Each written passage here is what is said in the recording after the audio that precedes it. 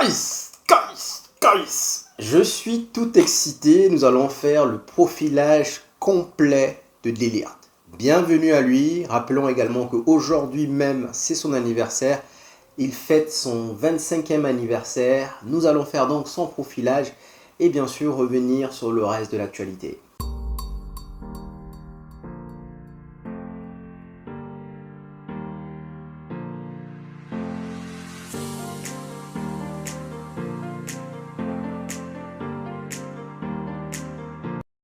Alors guys, comme je vous le disais, aujourd'hui 12 août, Mathys Delirte fête son 25e anniversaire et comptabilise déjà 250 matchs joués. 250 matchs joués au haut niveau, s'il vous plaît. Ça, quelque part, c'est parce qu'il a commencé très tôt. À l'âge de 16 ans déjà, il était titulaire indiscutable avec cette équipe d'Ajax. Il avait la taille, le gabarit et la corpulence qu'il faut. Donc à l'âge de 16 ans déjà, il était titulaire. À 18 ans, il est passé capitaine, s'il vous plaît. Donc cela veut dire, quelque part, c'est un grand leader. Et nous en avons besoin, on le sait. 18 ans déjà, donc capitaine. Il était dans l'équipe de l'Ajax qui a affronté Manchester United en 2016. Souvenez-vous, en 2016, quand on remporte l'Europa League face à l'Ajax, il était déjà titulaire à cet instant. La question qu'il faut poser rapidement, c'est est-ce que si à cet instant, Ten Hag était son coach, allons-nous réellement le voir progresser à 16 ans? J'en doute fort. Allons-nous réellement le voir titulaire lors d'une finale d'Europa League? J'en doute encore plus. 16 ans, 18 ans, capitaine. C'est un leader, c'est un joueur qui est très bon balle au pied. Il comptabilise 95% de taux de réussite. Et ce n'est pas des passes tinky-winky, ce n'est pas des passes latérales ou vers l'arrière, ce sont des passes vers l'avant. Il préfère faire des passes au sol, donc vraiment casser les lignes pour trouver l'attaquant ou les ailiers. Mais sans aucun problème, il arrive à basculer le jeu d'un côté comme de l'autre. Il est défenseur central normalement qui joue à droite parce qu'il est droitier, mais il a joué dans une défense à 4, dans une défense à 3, donc il peut jouer quasiment sur l'ensemble du back four.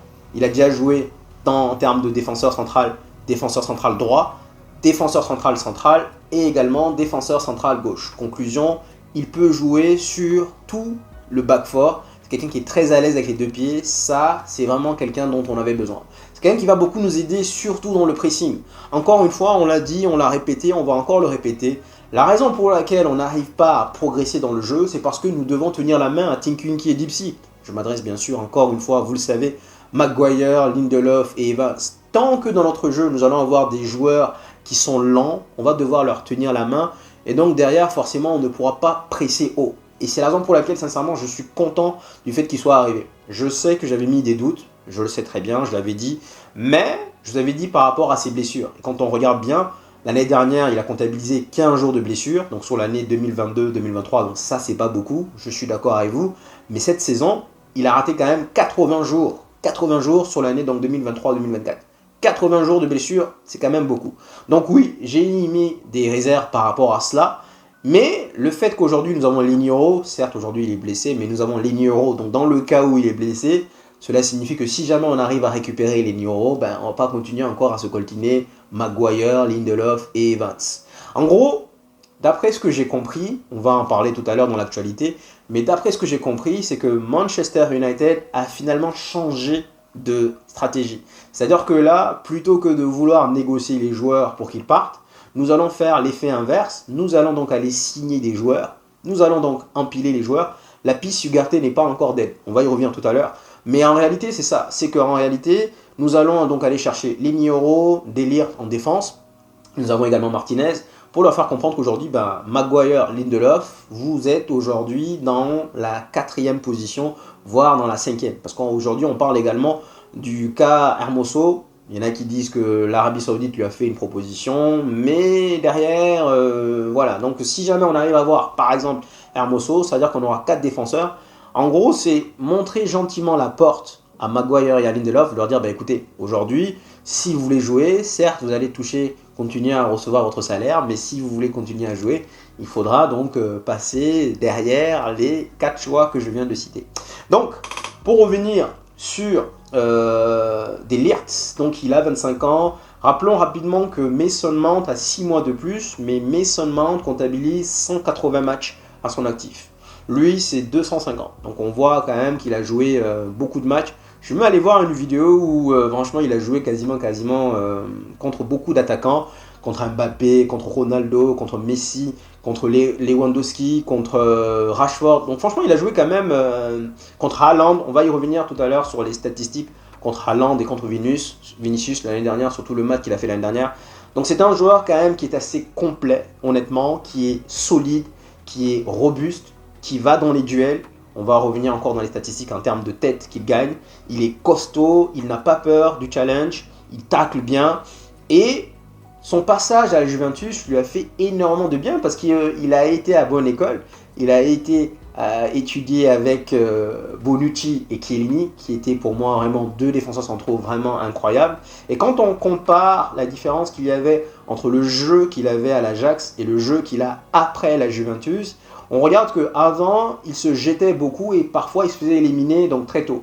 Aujourd'hui, maintenant, qu'est-ce qu'il fait? Il t'attire, il recule, jusqu'à ce qu'il est sûr d'avoir de l'aide, d'avoir donc ou son défenseur central adjoint ou alors son latéral qui va pouvoir l'accompagner. Et là, il tacle.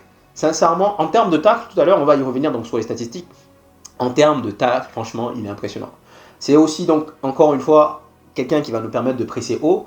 Cela signifie que, encore une fois, même contre City, on l'a déjà vu, on avait quasiment la ligne du milieu de terrain et l'attaque qui était assez compacte, mais derrière, on avait parfois un trou béant d'ailleurs. Pourquoi? Parce que ces joueurs-là ne peuvent pas presser dans le cas où il va falloir vraiment couvrir une contre-attaque. Ils ne pourront pas parce qu'ils ne sont pas rapides. C'est-à-dire que si jamais ils ont un milieu dans l'équipe adverse capable de faire une balle à la Bruno Fernandes et que l'attaquant est rapide, ben derrière, nous sommes morts. Il faut juste que l'attaquant soit en ligne, donc soit, enfin en ligne, on dit offside, donc ne soit pas hors jeu, pour que ben, derrière on se prend vraiment des buts. Donc très bon balle au pied, il te fait des transversales et ça va nous faire beaucoup de bien. Donc au-delà d'avoir Martinez qui peut nous faire des relances, nous rajoutons également Delirte. Et pourquoi c'est une bonne chose? Parce que aujourd'hui vous avez Martinez. Si Martinez est bon balle au pied, il suffit simplement en réalité de faire un pressing intense sur Martinez, d'avoir 2-3 joueurs et laisser complètement l'autre joueur. En général, c'est ce qui se passe. Quand un joueur n'est pas bon balle au pied, ben on le laisse parce qu'on sait que derrière il n'est pas offensif, il est inoffensif en réalité. On le laisse parce qu'on sait qu'il n'est pas capable de casser les lignes. Et c'est la raison pour laquelle derrière j'ai questionné un peu le transfert d'Ugarte. Mais on le laisse. Aujourd'hui, si on a Luke Shaw capable de le faire, Martinez capable de le faire, Delirte capable de le faire, et Dalot ou Mazraoui capable de le faire, franchement, même Onana, ça ne peut que bonifier le jeu. Honnêtement, ça ne peut que bonifier le jeu. Nous allons essayer maintenant d'approfondir un peu plus le sujet par des statistiques. Je vous l'ai déjà dit tout à l'heure, je vais vous le répéter. En termes de passes, il comptabilise un taux de 95%. 95%. À titre d'exemple, Van Dijk est à 93% et Maguire est à 81%. Sachant, rappelons rapidement que Maguire est un joueur parfois safe. Il va te faire des passes latérales, des passes vers l'arrière, enfin des passes qui ne servent à rien, en tout cas des passes sûres. Il totalise 81%. Lui, aujourd'hui, il est considéré comme le meilleur dans ce domaine, en termes de passes. À cet instant, bien sûr. Il peut arriver à Manchester, nous faire des bam bam bam, je sais pas, mais à cet instant, avant qu'il rejoigne Manchester United, il est considéré comme le meilleur dans cet exercice. Passe courte, passe longue, 95%, c'est le meilleur à cet instant, encore une fois, dans cet exercice. En termes de percée, c'est-à-dire je prends la balle et j'essaye de casser des lignes, je cours avec le ballon, il comptabilise par moyenne, on va dire par match, il comptabilise donc 0,9, c'est-à-dire qu'il le fait au moins à peu près une fois par match. Une fois dans le match, quand il voit que c'est bouché, quand il voit qu'il n'y a pas de solution, il prend la balle et il perce. C'est le même taux que Martinez qui est également à 0,9 et également encore une fois le même taux que Van Dijk qui lui aussi est à 0,9. Il n'y a que Maguire qui est à 1. Donc dans ce domaine, Maguire est meilleur qu'eux. Je prends la balle, je cours. Celui qui est meilleur, c'est Akanji qui totalise 2,2. C'est-à-dire que Akanji, par match, il te fait ça 2,2 fois. 2,2 en moyenne, bien sûr, encore une fois. Donc, ça, c'est un point sur lequel il va falloir regarder. En termes de jeu aérien, c'est là où pour moi il doit progresser. Quand on regarde les statistiques, Maguire est à 67%. Donc, c'est-à-dire 67 sur 100, il va récupérer le ballon et donc 33%, et ben, il va la perdre. Lui, Delirte, il comptabilise donc 63%. Donc il se rapproche, sachant que Maguire n'est pas mal, hein, il est considéré comme l'un des meilleurs, mais il n'est pas loin de Maguire Mais à titre d'exemple, encore une fois, Van Dijk, lui, il est à 81%. Donc pour moi, la Première Ligue, c'est un jeu assez physique, un peu, vous voyez, on a parfois des attaquants un peu, les Kun Agüero qui te donnent des coups, bon bref. Donc la Première Ligue, c'est un jeu assez physique. Il va falloir pour moi qu'il progresse dans ce domaine. En rappelant rapidement que Maguire, lui, il a 31 ans, Van Dijk, lui, il a 33 ans, donc il n'a que 25 ans. Pour moi, c'est un secteur dans lequel il peut facilement progresser. Maintenant, je vais vous donner quelques statistiques qu'il a eues l'année dernière contre le Real. Rappelons que le Real était dominé quasiment jusqu'à la 87e minute. Le Real marque 2 buts par Roselu et ils éliminent. Normalement, De Ligt était titulaire. Il était donc face à Vinicius, l'un des meilleurs ailiers aujourd'hui du monde. Et donc, je vais vous donner quelques statistiques. Vinicius est passé une seule fois. Vinicius est passé donc une seule fois en 90 minutes. Et la seule fois qu'il est passé, il l'a taclé. Il l'a fauché. Bam! Tu passes pas. Ça veut dire que Vinicius l'a dribblé une fois. À chaque fois, il a remporté son duel. La seule fois où Vinicius est passé, il l'a taclé. En gros, si tu passes, je te cogne. Donc, il l'a fauché. Il a eu quasiment, alors je vais vous donner donc une interception, 2 blocages. Il a 6 tacles sur 6.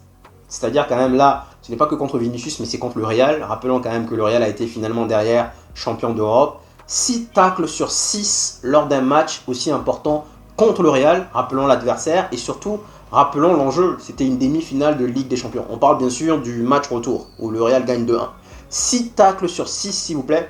10 dégagements, 9 duels sur 12. C'est-à-dire que pas que Vinicius Junior, mais le reste des joueurs, il a remporté 9 duels sur 12. Ça, c'est quand même exorbitant. Franchement, ce sont des statistiques de masterclass. Il faut quand même le souligner. Et encore une fois, moi je suis très excité parce que je me dis, Martinez et De Ligt, franchement, déjà on va presser haut. Mais en plus de cela, nous avons 2 joueurs qui peuvent lire le jeu, qui sont très intelligents.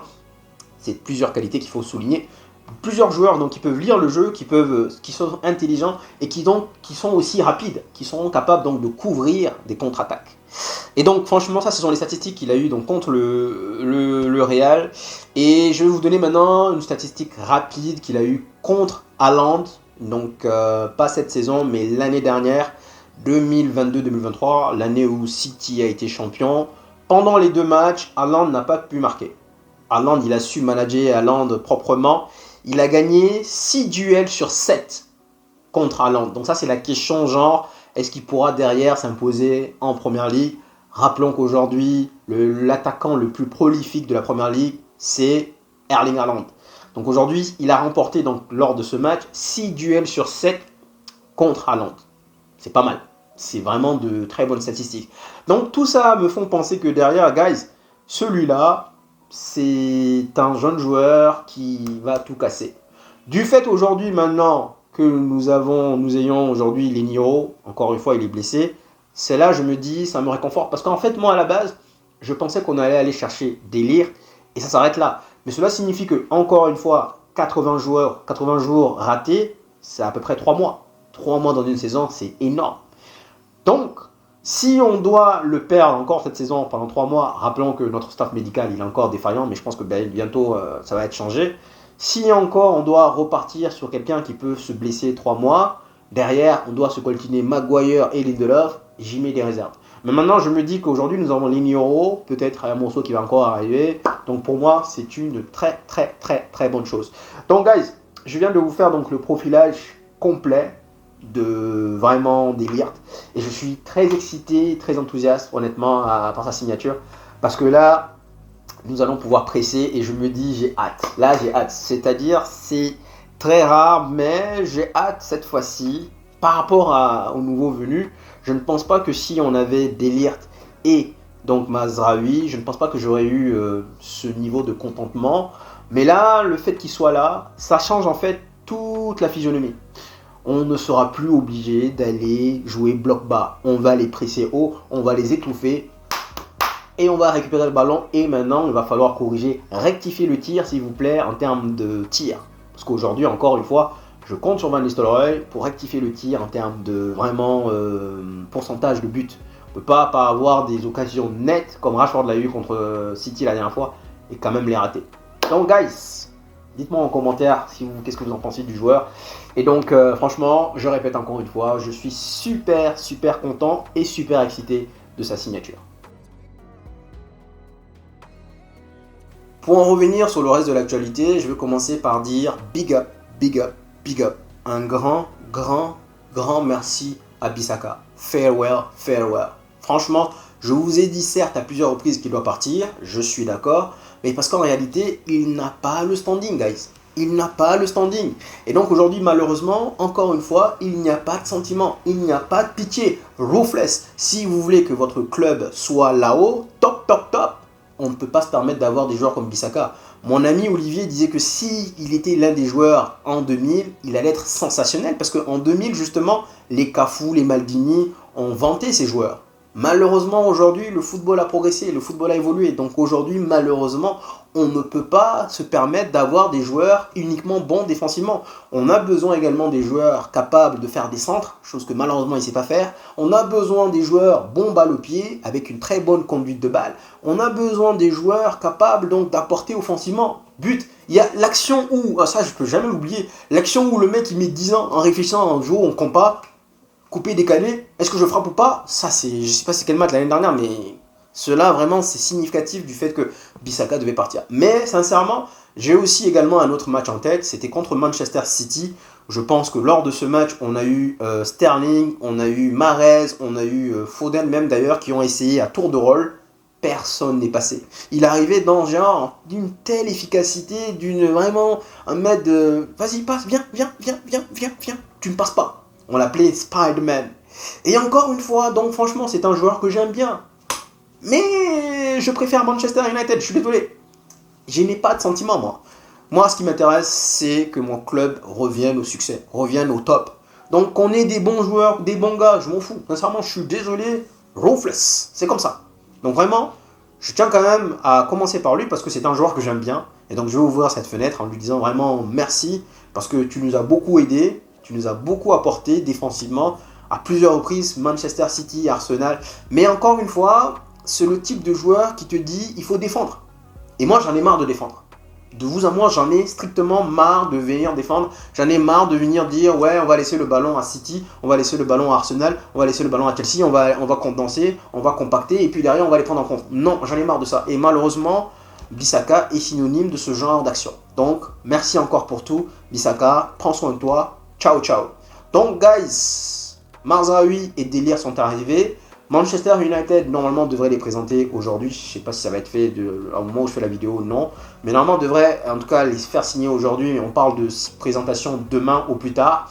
On veut les intégrer le plus rapidement dans le groupe pour que derrière, ils soient dans le groupe contre Fulham. Et je vous le dis maintenant, guys, encore une fois, vous allez peut-être pas être d'accord avec moi. De Ligt sera titulaire, c'est moi qui vous le dis, c'est personne qui me l'a dit, c'est moi qui vous le dis. De Ligt sera titulaire vendredi. Pourquoi? Parce que c'est un joueur que Ten Hag connaît bien, c'est un joueur qui a travaillé avec Ten Hag, donc il connaît déjà son système de jeu. Si tout va bien, De Ligt va jouer titulaire vendredi. Et je pense que voilà, il a une semaine maintenant pour s'adapter, pour essayer de régler les différentes choses, les différentes paramètres qu'il va falloir régler avec Martinez, avec Dalot. Il sera titulaire vendredi. Il va le mettre tout de suite dans le bain. Mazraoui, je ne sais pas, je ne pense pas. Mais peut-être Mazraoui à gauche. Si Luke Shaw est toujours en vacances, peut-être Mazraoui à gauche. Je pense que dans tous les cas, Mazraoui sera là donc pour combler les trous entre Luke Shaw et Dalot. Malheureusement, cela signifie donc que l'autre, il a 17 ans. On le verra quasiment jamais. Donc, ça, c'est par rapport à les nouveaux arrivés. Ensuite, tout à l'heure, je vous disais justement, apparemment, Manchester United a changé de stratégie parce qu'ils n'ont pas eu les cojones d'aller dire aux joueurs, écoute, prends tes clics et tes claques. Finalement, ils n'ont pas eu le temps. Pour moi, c'est ce qu'ils devraient dû faire. Maguire l'a dit, personne n'est venu me voir pour me dire, ouais, il faut que tu partes. Ils auraient dû aller le voir pour lui dire, écoute mec, on compte pas sur toi. Mais ils n'ont pas eu les cojones de le faire. Donc, du coup, qu'est-ce qu'ils sont en train de faire là maintenant? C'est de vouloir faire signer de nouveaux joueurs. Donc là, ils ont amené les Nioro, ils ont apporté également donc De Ligt. En termes de latéraux, on a Mazraoui. Donc en fait, c'est un signal fort pour passer le message au joueur en lui disant bah, écoute, on t'aime bien, mais aujourd'hui, tu seras 5e, voire 6e dans la hiérarchie. Donc, si tu veux rester taper ton salaire, il n'y a pas de problème. Mais sinon, ben, tu risques de ne même pas être dans le groupe convoqué, c'est-à-dire que tu risques d'être souvent en tribune. C'est un autre moyen de dire aux joueurs, bah écoute, prends tes clics et t'éclates. Mais là, c'est un risque, parce qu'il faut aussi que le joueur parte. Dans le cas contraire, on risque d'avoir des problèmes avec le PSR. PSR, rappelons rapidement, apparemment, Everton serait peut-être dans la... On est venu vous voir, on vous a dit 50 millions, vous avez refusé. Aujourd'hui, on a eu Delirte et Mazraoui pour 60 millions. À l'heure actuelle, c'est 60 millions. Donc, faut pas croire les chiffres qui disent, même les numéros qui disent 70 millions. Non, non, non. À l'heure actuelle, on a eu donc 45 et 15. Maintenant, il y a les bonus qui vont arriver derrière, mais à l'heure actuelle, c'est 45 et 15, donc 60 millions pour les deux joueurs. On a deux joueurs là pour le prix d'un. Brantway, ils avaient refusé, mais voilà. Donc ça, c'est la petite parenthèse pour Everton. En rappelant également qu'il y a une réunion aujourd'hui, donc il y a eu une réunion aujourd'hui entre bien sûr le board, Ashworth, Berrada, Wilcox et même Ratcliffe, parler un peu de stratégie, voir où est-ce qu'on en est. Est-ce qu'aujourd'hui maintenant on peut aller encore à la quête de Ugarte?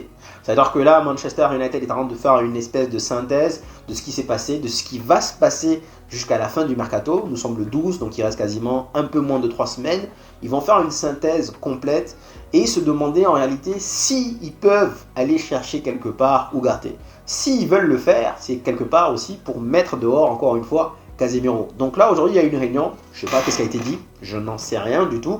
Mais en tout cas, ce sera surtout, donc le but de la réunion, c'est pour faire une synthèse complète du mercato, évaluer qu'est-ce qu'on en a fait, qu'est-ce qu'on peut faire et qu'est-ce qu'on doit faire justement avant la fin du mercato. Ça, c'est bien. Aujourd'hui, nous avons des personnes, encore une fois, compétentes. Et Ratcliffe a eu une interview ce week-end en nous disant que vraiment, Ten Hag, il lui dit un grand big up à Ten Hag parce que Ten Hag a géré beaucoup de choses. En gros, en réalité, parce que c'était le coach, c'était le head coach, c'était le directeur sportif, c'était quasiment tout à la fois. Bon, il n'y a pas que Ten Hag, on est d'accord. Mourinho, c'était la même chose, Ole, c'était la même chose. En même temps, quand tu as des Tinky Winky, des Dipsy, des Ashworth, des... Non, pas Ashworth, désolé. Des Murtaugh et des Arnolds, forcément que derrière, ben oui. Donc franchement, Ratcliffe a fait les louanges de Ten Hag en disant que, ben écoutez, justement, il fallait faire vraiment une refonte complète de l'équipe. C'est pour ça que nous sommes allés chercher donc Berrada, nous sommes allés chercher Ashworth, des personnes compétentes. Et aujourd'hui, ces personnes-là, encore une fois, lundi matin, ces personnes-là sont en réunion. Sont en réunion pour voir comment est-ce que justement, avant la fin du mercato, nous allons pouvoir assimiler les choses et pouvoir encore rendre l'équipe meilleure. Plutôt que d'aller à Disneyland, parce que je suis sûr que les Glazers, lundi matin, ils sont à Disneyland avec leurs amis, avec leurs enfants. Eux, ils sont à Manchester en train de travailler. Et rappelons rapidement que Woodward, lui, il vivait pas à Manchester, il vivait à Londres. Le mec, il venait à Manchester parfois que pendant les matchs. Il vivait à Londres, ce guignol-là. Donc, ce qui se passe, les bonnes décisions, et encore pire, les Glazers, ils vivaient quasiment aux États-Unis. Donc, guys, tout ça, ce sont que fait derrière, c'est positif. On prend.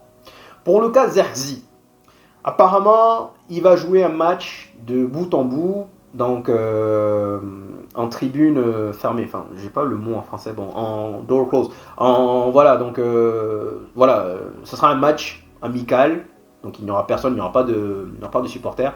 J'ai le mot en anglais, mais bon, bref, vous avez compris quoi. C'est-à-dire qu'il va jouer un match aujourd'hui contre je sais pas qui. Et donc, Ten Hag et Wout van Nistelrooy et René Ake, apparemment, je dirais surtout Ten Hag, mais bon, les trois ont décidé que derrière, il valait mieux pour lui de jouer un match complètement 90 minutes plutôt que de jouer un match 20 minutes, 15 minutes, 20 minutes contre Manchester City. Il aurait pu faire les deux. Donc aujourd'hui, il va jouer 90 minutes pour justement être un peu plus fit avant le match contre Fulham. Il sera probablement dans le groupe de Fulham. Et donc, je pense que j'ai fait le tour. Je pense que globalement, le tour a été fait. Les bons trucs ont été faits. Donc, guys, le dossier Ugarte n'est pas encore complètement clos. On va attendre de voir ce qui va se passer. Derrière, si jamais on le fait venir, il faudrait certainement que Casemiro puisse partir parce que derrière, on risque de se retrouver dans la M. Donc, c'est aussi, encore une fois, un moyen de lancer un message. Apparemment, les agents vont contacter Ashworth pour lui demander, écoutez, par rapport à mon client, est-ce qu'il va avoir du temps de jeu? Est-ce que... Donc, guys, je pense que j'ai fait le tour. Merci infiniment d'être venu jusqu'ici. J'avais fait un test la semaine dernière. Je me suis dit, je vais essayer de commencer à faire 2 vidéos par jour pour voir ce que ça va donner. Franchement, c'est pas très positif. Les statistiques ont baissé en termes de vues, en termes d'abonnés. Donc, je reviens sur mon format initial, une vidéo par jour. Du moins, si j'arrive à faire une vidéo par jour. Donc, guys, encore une fois, merci infiniment d'être venu ici, d'être venu jusqu'ici, pardon. Et donc, prenez soin de vous. Vous connaissez la musique. Prenez soin de vos familles. Et je vous dis à la prochaine.